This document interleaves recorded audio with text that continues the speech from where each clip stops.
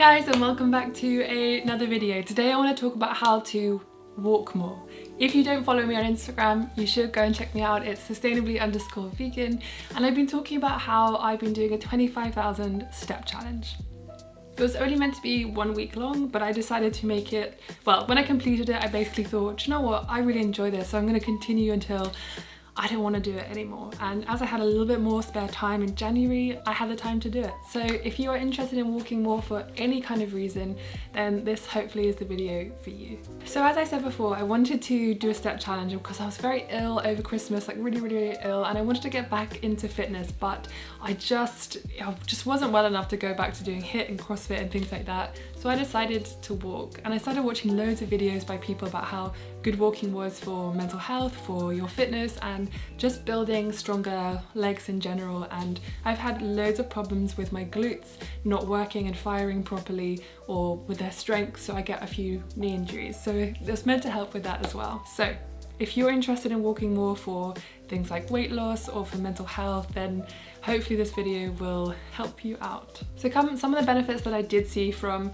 walking 25,000 steps a day, but obviously that is such a huge amount. 10,000 steps is a really good thing to aim for, 15,000 steps if you can, and if you work in a busy job, then you're so much more likely to get a lot of those steps. Like my sister-in-law, she used to work on hospital night shifts. She'd average 25,000 steps in a shift because she was just so busy. So obviously there's so many different ways that you can incorporate steps into your day. Some of the benefits were my legs just got so much stronger, and I could physically see it in my ass, in my bum. I could physically see it in my quads, and I could physically feel it when I went back to the gym. I was lifting heavier when it came to heavy barbell squats and using goblet squats, using a dumbbell. Before, I'd only be able to use like 10 kilograms, 12.5 kilogram dumbbell, and I went to the gym the other day and I managed to use a 20 kilogram dumbbell because walking really does strengthen your legs, and because it's so low impact and it's so kind of chill, it's a really great way to be able to just continue walking and build up strength without getting some kind of injuries or without really tiring your body out. Also, in loads of videos I've seen, it says that walking is supposed to lower your cortisol levels. Now, there's loads of research to suggest this. Obviously, I'm not a researcher, I don't really know, but this is one of the reasons I also started walking, because apparently it lowers your cortisol levels, so it makes you basically less stressed. And one of the biggest benefits I found from walking was that I genuinely had more mental clarity. I felt so good after I'd go for a walk, even if I really did not want to go for one. And I've definitely found that I could think through problems much more easily, and I'd find that my mind would wander and start to solve them without even me kind of like consciously thinking to do so.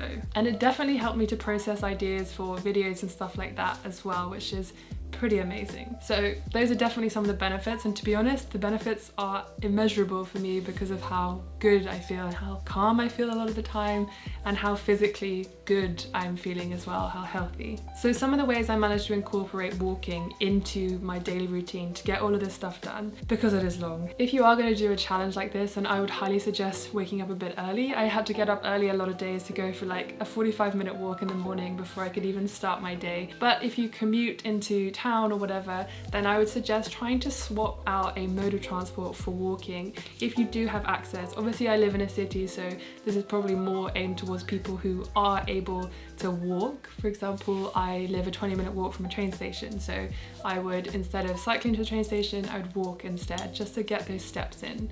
And that's one of like a good ways of incorporating it into your day, so that you don't have to go for that extra walk in the morning if you're not doing like a crazy challenge like I was.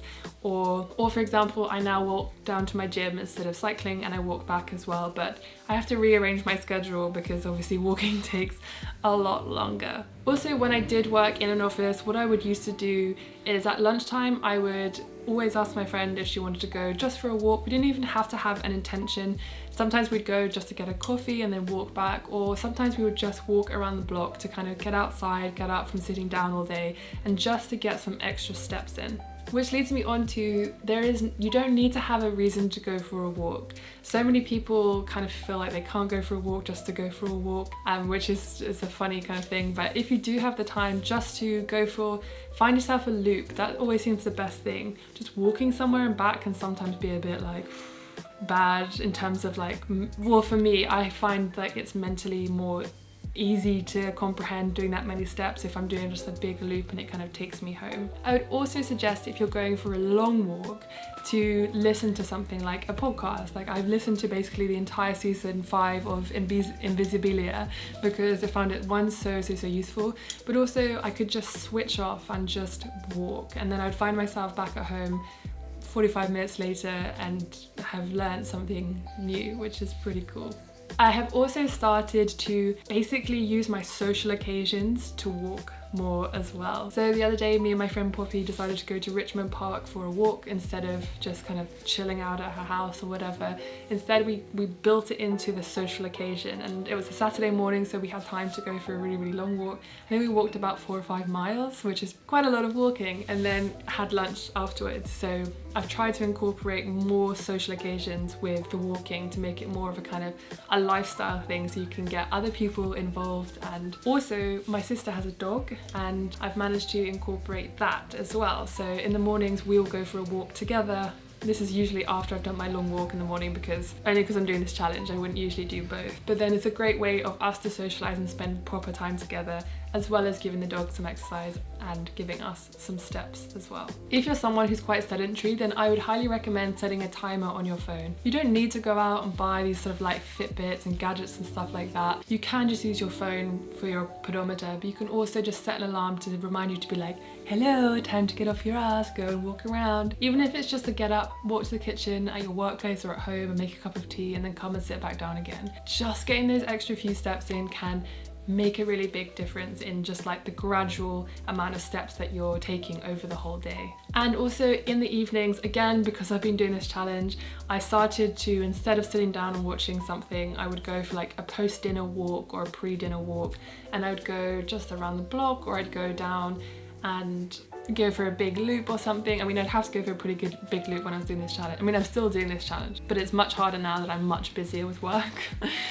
But that's why I'd now have to do some in the evening as well, just to be able to get all of those steps done. But one of the other things that I found is, because I still live close to where I went to school and things like that, but I never really walk into those areas anymore. I kind of go the other side. But I found that when I go on these massive loops, I would walk past my old school, and I'd walk through this like little village where the pub was that we used to go to after school, and it made me feel incredibly nostalgic, and it started to remind me of all the things like, and I went to school like 10 years ago, guys.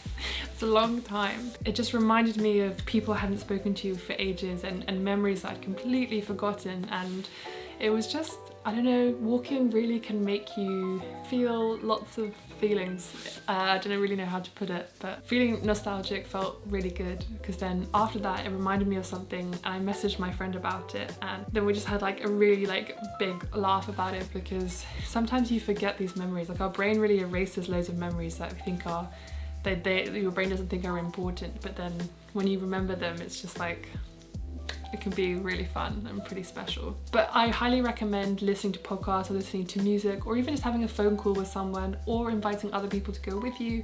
But also sometimes walking without any kind of noise is really good for processing things. And if you think you're super busy at work, sometimes actually walking, there's been a lot of research, I read a few articles recently about how your brain can process things much more easily when you do go walking. So if you're having a problem at work, or like you're trying to solve an issue that you're not quite sure, if you just go for a 10-minute walk, if you're allowed to, then that can actually help you be part of the process at your work of working through those things. So there's loads of benefits to walking, and I hope that this video was in some way useful. I'm going to be making a proper video about my 25,000 step challenge, a proper one, at the end of 30 days, I think, because 30 days is quite a long time to do that many steps, and hopefully it will be positive and it will be useful for you guys. But anyway, I'm gonna leave it there so I don't ramble on as usual. If you like this video, please give it a thumbs up and subscribe. It really supports my channel. So thank you very much for watching, and I hope you get walking. Let me know any kind of walking that you do in the comment section below, and I'll see you soon.